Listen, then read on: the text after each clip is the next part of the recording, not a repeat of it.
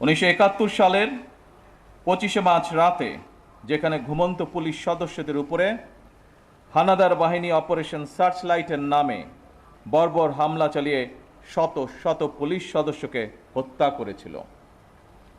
আমি আজকের অনুষ্ঠানে প্রথমেই বাংলাদেশের মুক্তিযুদ্ধে পুলিশ শহীদ সকল সদস্যকে শ্রদ্ধাভরে স্মরণ করছি।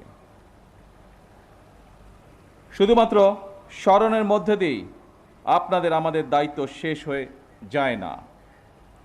বাংলাদেশের স্বাধীনতা অর্জনের জন্য যে সকল শহীদ পুলিশ সদস্য আত্মত্যাগ করেছিলেন, যে কোনো মূল্যে সেই স্বাধীনতা রক্ষা করা আমাদের পবিত্র দায়িত্ব।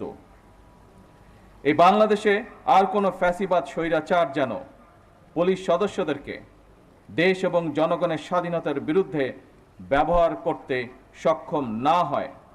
স্বাধীনতার প্রথম প্রহরেই পুলিশের রক্তে রঞ্জিত এই মাটিতে দাঁড়িয়ে আসুন আজ আমরা আবারও নতুন শপথে অঙ্গীকারবদ্ধ হই। একদিকে বাংলাদেশের স্বাধীনতার পক্ষে চট্টগ্রামে মেজর জিয়ার উই রিভল্ট, অপরদিকে ঢাকায় রাজারবাগ পুলিশের মরণপণ প্রতিরোধ।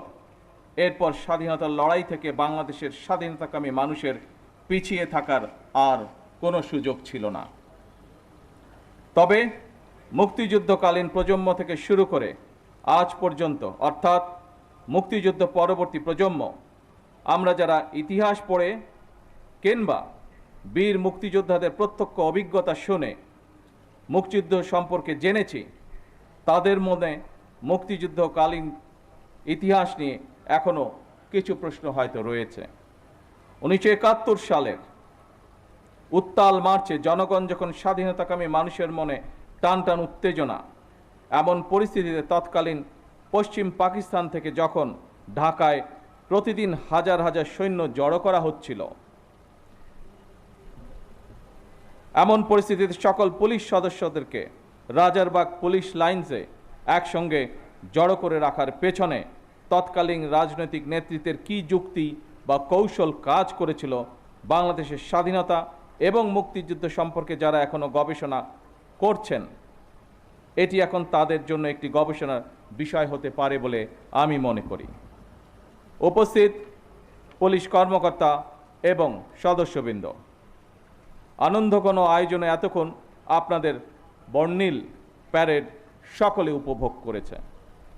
আমার কাছে এটি শুধু একটি আনুষ্ঠানিকতা মনে হয়নি, বরং এটি ছিল পুলিশ সদস্যদের শৃঙ্খলা, আত্মমর্যাদা, দায়িত্ববোধ এবং সুন্দর ভবিষ্যতের দিকে দৃপ্ত পায়ে এগিয়ে চলার অবিচল অঙ্গীকারের বহিঃপ্রকাশ।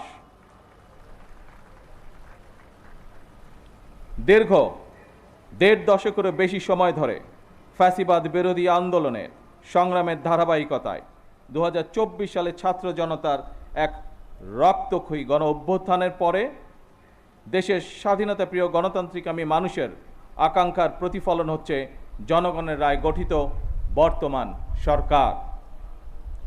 বছরের পর বছর ধরে অসংখ্য হামলা মামলার শিকার, নিপীড়িত নির্যাতিত অধিকারহারা মানুষ, বর্তমান গণতান্ত্রিক সরকারের সময় শান্তি এবং নিরাপত্তা চায় জনগণ। দেশের জনগণের শান্তি এবং নিরাপত্তা নিশ্চিত করা আপনাদের কার্যক্রম, অর্থাৎ পুলিশের ভূমিকার উপরেই সবচেয়ে বেশি নির্ভরশীল।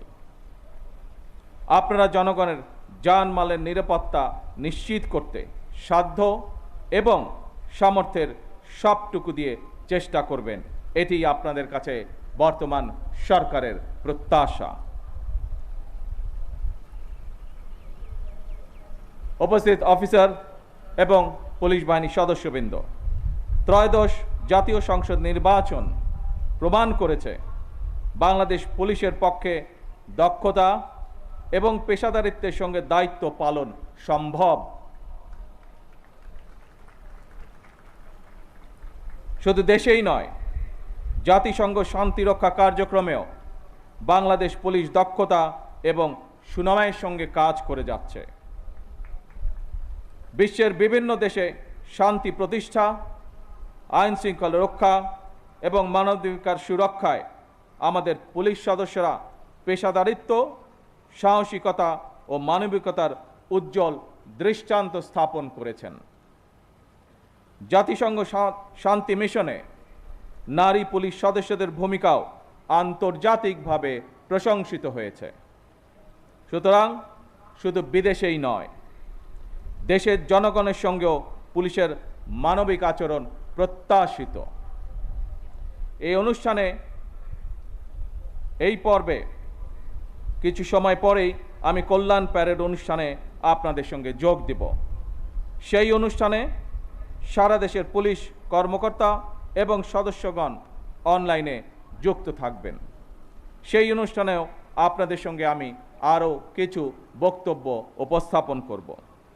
এই প্যারেডে অংশগ্রহণকারী পুলিশ এবং র্যাবের যেসব কর্মকর্তা এবং সদস্যগণ নিজেদের দক্ষতার প্রমাণ রেখেছেন, যারা এমন একটি মনোমুগ্ধকর আয়োজন সুন্দরভাবে সম্পন্ন করেছেন, আপনাদের প্রত্যেককে ধন্যবাদ এবং অভিনন্দন জানাই। বাংলাদেশ পুলিশ সপ্তাহ 2026-এর সার্বিক সাফল্য কামনা করছি। আল্লাহ হাফেজ। বাংলাদেশ জিন্দাবাদ। মাননীয় প্রধানমন্ত্রীকে আন্তরিক ধন্যবাদ তার মূল্যবান ও দিক নির্দেশনামূলক বক্তব্যের জন্য। We express our heartfelt thanks and gratitude to the Honorable Prime Minister for his valuable and guiding speech.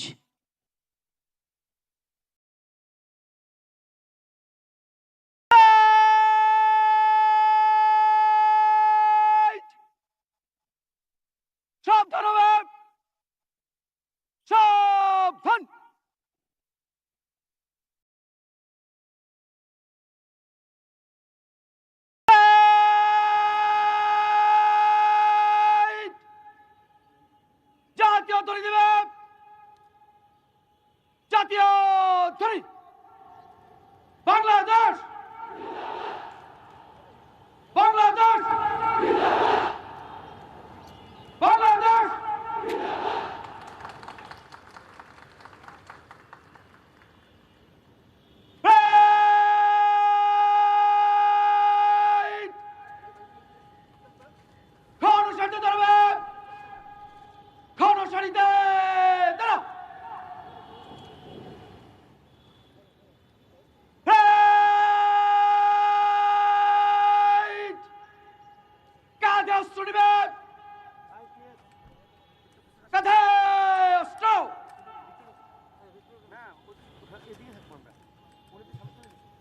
আমরা দেখতে পাচ্ছি প্যারেড অধিনায়ক এগিয়ে আসছেন মাননীয় প্রধানমন্ত্রীর কাছ থেকে মার্চ আউট করার অনুমতি প্রার্থনার জন্য।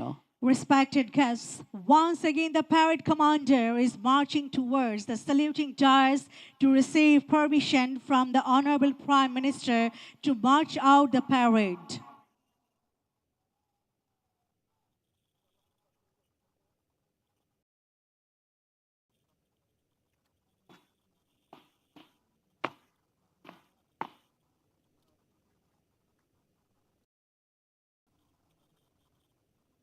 প্যারেড মার্চ করে মাঠ ত্যাগ করার অনুমতি প্রার্থী মাননীয় প্রধানমন্ত্রী। ধন্যবাদ মাননীয় প্রধানমন্ত্রী।